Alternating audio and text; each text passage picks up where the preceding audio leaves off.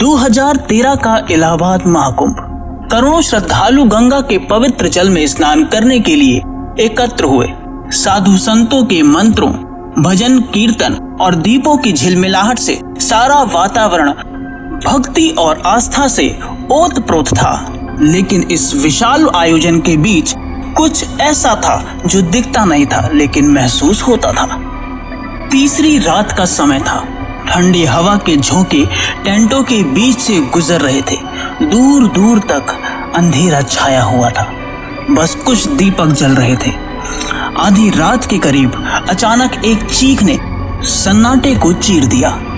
यह चीख एक महिला की थी जो अपने टेंट से भागती हुई बाहर निकली। वह घबराई हुई थी, उसकी आंखें डर से फैल गई थी और वह कांपते हुए बोली, कोई मेरा गला दबा रहा था। मैंने उसे देखा था, वह अंधेरे में खड़ा था, उसकी आंखें लाल थी। भीड़ ने उसे संभाला।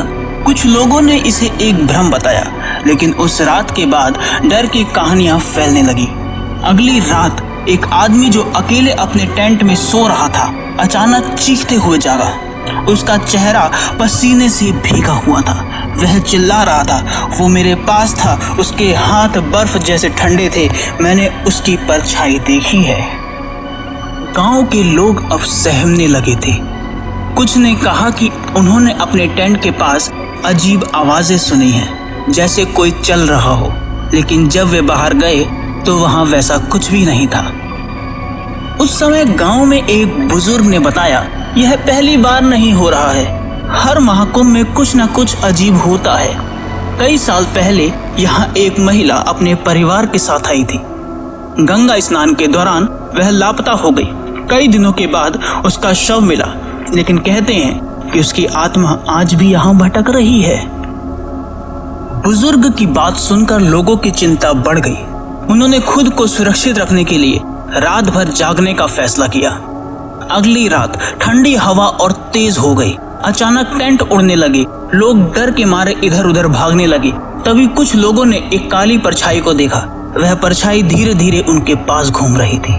उसकी आंखें लाल थी और वह एक जगह से दूसरी जगह तेजी से गायब हो रही थी। लोगों में से किसी की हिम्मत नहीं थी कि उसके पास जाए। तभी एक साधु ने कहा, यह आत्मा बहुत शक्तिशाली है, इसे शांत करने के लिए हमें गंगा किनारे विशेष अनुष्ठान करना होगा। साधुओं ने तुरंत गंगा किनारे अनुष्ठान शुरू किया। मंत्रोच्चारण और हवन के बीच माहौल और भी गंभीर हो गया। लोगों के बीच भय और आशा दोनों का मिश्रण था।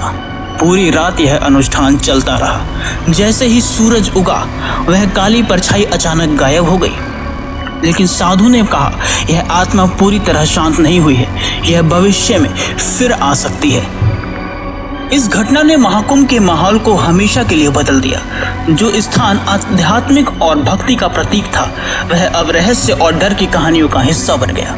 कई साल बीत गए, लेकिन इस घटना को याद करते हुए आज भी लोगों के रोंगटे खड़े हो जाते हैं। महाकुंभ के पवित्र जल ने ना जाने कितनी आत्माओं को शांति दी, लेकिन शायद उस एक आत्मा को शांति नहीं मिली जो आज भी वहां भटक रही है। क्या यह महज एक संयोग था या वास्तव में कोई अदृश्य साया वहां मौजूद था? यह राज आज भी अनसुलझा है। दोस्तों, अगर आपको यह कहानी पसंद आई हो तो लाइक करें, शेयर करें और हमारे चैनल रहस्य एक कथा को सब्सक्राइब करना ना भूलें। मिलते हैं एक और रहस्यमय और कहानी के साथ। धन्यवाद।